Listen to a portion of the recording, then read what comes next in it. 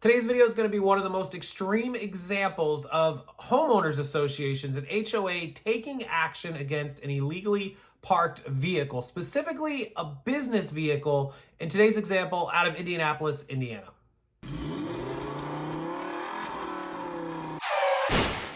Yeah, so we have talked about illegally parked vehicles and business vehicles in HOA communities on this channel before several times, and a lot of you have a lot of opinions about living in HOAs and not being in an HOA, and HOAs are not all bad, and they do have a lot of good upside, mine included. I don't have any issues with my HOA. We've never had a problem with it in over 3 years of living here, and they have rules. And the thing about HOAs is you agree to these rules. They're called covenants when you move in to any HOA neighborhood. And many of them, many of them require that you do not have an advertisement or a company commercial vehicle parked in your driveway. It's been that way for a long time.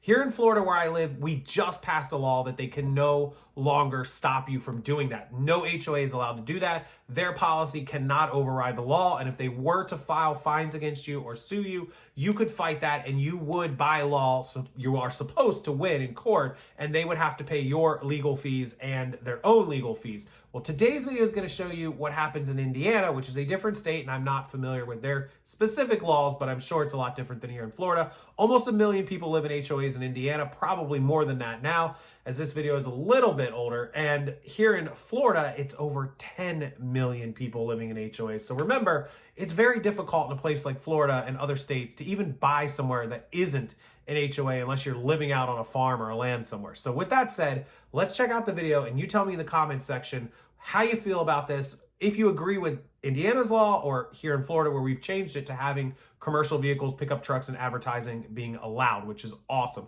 Because a lot of people, my neighbor has a mobile detailing van with his advertisement all over it. He should be allowed to park it, even if he can't get it in the garage, in his own driveway. It does not hurt the property value. That is the dumbest rule I've ever seen. I understand no broke down RVs, no broke down buses or boats or flipped upside down cars or cars on blocks. A commercial vehicle that you use to pay the money to live here, shut up. Like, that's dumb, right? Let us have what we need to have if I want to have a commercial vehicle. Let's jump into today's video, and then I'll listen to your comments, questions, concerns after we're done watching. Warm weather is finally here, and for many of us, that means sprucing up your home with new landscaping, a fresh coat of paint, or maybe even a new deck or patio. But before you make those improvements to your property, you don't want to miss this story. Could this happen to anybody? Oh, absolutely. A Carmel homeowner is out $45,000 after being sued by her homeowners association, and she's not alone. Call 6 Investigates Kara Kenny found community associations are filing thousands of lawsuits against people who live in their neighborhoods. Nearly 1 million Hoosiers live in a neighborhood with a community association. When you live in one, you agree to abide by their rules. They're called covenants. We talk with homeowners who say they did not expect to be sued by their own HOA. Jen Kampmeyer started Indiana's first wine truck in 2016. We serve beer and wine. We do every single type of event possible, whether it's a birthday party or a wedding or tailgating. Jen lives in the Lakes at Hayden Run in Carmel. She says she used the wine truck to move some of her family's belongings. We get a notice violation the next week stating that we needed to remove the wine truck. So we did. We removed it. The HOA filed this lawsuit in May 2017 against Jen, saying she was in violation of the covenants by having an oversized truck with advertising on it parked on her property and for running a business from her home. Were you running a business out of your house? Now, I don't really want to pause the videos too much. I try not to, but running a business out of your home, especially in 2024, this video, of course, from 2017, is pretty silly. After COVID, remote, everything went to home. 90% of people work from home.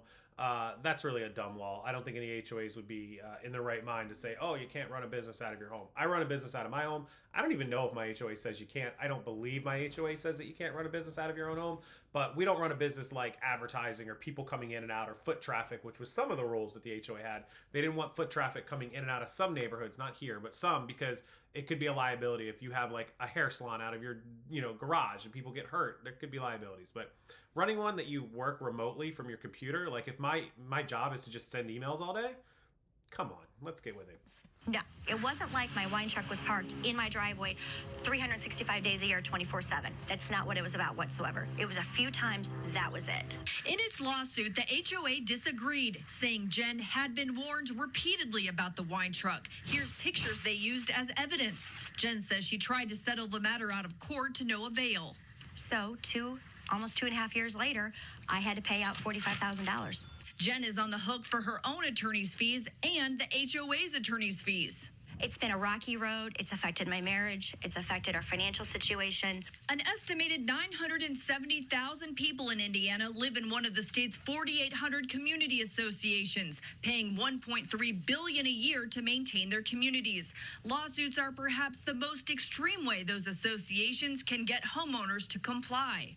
Community associations have filed more than 3,600 lawsuits against Central Indiana homeowners in the last year and a half. That's according to data submitted to state lawmakers. Most are filed by a handful of law firms, including Thrasher, Bushman, and Volkel. This firm represents about 500 HOAs and nearly 15,000 homes in Central Indiana. Attorney Steve Bushman filed the lawsuit against Jen Kampmeyer. He declined to talk about specific cases, but he talked to us at length about why they file lawsuits. For those homeowners that simply will not comply with the covenants, that's the only method left. So you're saying these lawsuits, they're a last resort? Oh, absolutely. Bushman emphasizes when you move into a neighborhood, you're agreeing to follow the HOA's covenants. Covenants say no mini barns, and some guy just goes and builds a mini barn in his backyard. Bushman explains the homeowner by law should receive several violation letters and get an opportunity to fix the problem. After that, a homeowner can go through mediation or arbitration. And then if that doesn't work, Bushman says that's when they file a lawsuit. Records show lawsuits filed by HOAs are almost always successful. And if you lose as a homeowner, you can be on the hook for your attorney's fees and the HOA's. If an owner decides this is World War VI, and I'm going to fight you all the way through court, and we're going to have a trial, and I'm going to file an appeal, you know, the neighbors shouldn't be responsible for paying to do what everybody agreed to do. So that's on the homeowner. You can also lose your house. Say if you didn't pay your dues, HOAs can file a lien and foreclose on the lien. Bushman says HOAs do not want to take your house. What HOAs want is to have the dues paid. You know, that creates a burden on everybody else when one person decides, I'm not going to pay. Jen Kampmeyer now parks her mobile wine truck at a property in Boone County. Why still live here? Well, because I've lost $45,000 and I can't afford a down payment on anything else right now, to be honest, or else I would be out of here. Jen says she wishes the board had talked to her face to face about her wine truck rather than file a lawsuit. No one ever had a conversation with you. No live conversation ever. We reached out to the Lakes at Hayden Run HOA. They told us the court has ruled appropriately. They consider the matter closed and declined further comment. Jen has started a group to support homeowners in disputes with their HOAs. It's called Homeowners for HOA Improvement. Could this happen to anybody? Oh, absolutely. You live in an HOA, you have to abide by their governance, and they are practically a government, and they will take over your life and make you do what you don't want to do. Here's how you can protect yourself. Read the covenants before you buy a home and read them before you make any improvements to your home. Have an open dialogue with your board. Talk to them. Go to board meetings. They should be open to the public with a few exceptions like discussions about delinquent dues. And lastly, if you get a violation letter, do not ignore it. Experts say it's the biggest mistake you can make. Kara Kenny, RTV6. So let me just start off by saying this woman's completely full of crap. She didn't park it there a couple of times. They presented a few pieces of evidence showing that she parked it there. She's lying. She was trying to get away with it. You can say, you know, oh, they didn't have an interview with me live in person. No, they don't have to. They sent her warnings. She knows they sent her warnings. They sent her letters. They sent her probably fines. They then asked her to go to mediation. These are all by law. Like they said, by law, they have to give you that. They can't sue you without proving that they've given you the opportunity to pay the fine, fix the situation, move the truck, abide by the rules. They have to prove that, whether it's Indiana or Florida. It's the same here in Florida. They have to show that they reached out to you by letter, writing. They don't have to meet with you in person or have a meeting or whatever with you. That's not according to the rules, not in most cases. But as long as they've given you a fine or given you a warning or several, usually it's 2 or 3, they have to prove that. And once they can show that in writing and show that it was delivered to you and show that she was aware of it, and that she still chose to do it afterwards. So they write you a warning on September 1st, or they give you a fine on September 1st, and they take a photo of that truck parked there on September the 3rd. Well, then you violated the rules. You've got your warning, you got your fine, and you still chose not to do it. This lady is full of it. She knows what she was doing. She knows she didn't want to follow the rules. In fact, she said it herself. They make you do what you don't want to do. Yeah, she didn't want to do it, but you agreed to those rules when you moved in. And if you are somebody who's not an HOA fan, you don't want to follow rules, don't live in an HOA. That's your choice. There's a lot of good upside to HOAs. There's some downsides. Ours doesn't have any downside. Not yet. It could change. And if it changes, I'll move. But in the meantime, if you agree to rules, follow them, and don't go on the news crying and whining in tears that you lost $45,000 because you chose not to follow the rules. You chose not to abide by the warnings and the fines. You chose to fight a lawsuit that you knew you weren't going to win. And the lady said it, almost all those lawsuits are successful because they have the record of those fines, those warnings, those rules, everything they gave you a chance to do, to fix, that you chose not to do. So you're not going to win that in court. It's very, very rare unless there's some extenuating circumstances that you're going to beat them in court. And then when you don't beat them in court, now you got to pay their lawyer fees. It's just stupidity. She gets what she gets. She got what she deserved. And unfortunately for her, she came on the news digging her own hole a little bit deeper, and it didn't make her look good. I'm sure the news tried to make her look like, oh, this is a good lady. I'm sure she's a fine lady. She should have followed the rules and not put her business truck in her driveway when the rules said she wasn't allowed. And then when she was told not to do it and caught and fined and warned, she should have gotten rid of it at that point and not waited until she was $45,000 poor and too poor to move.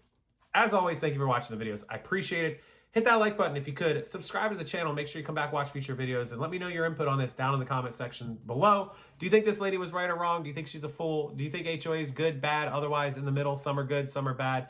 What are your thoughts overall? And until next time, I appreciate you being here. Appreciate you watching, and I'll see you later.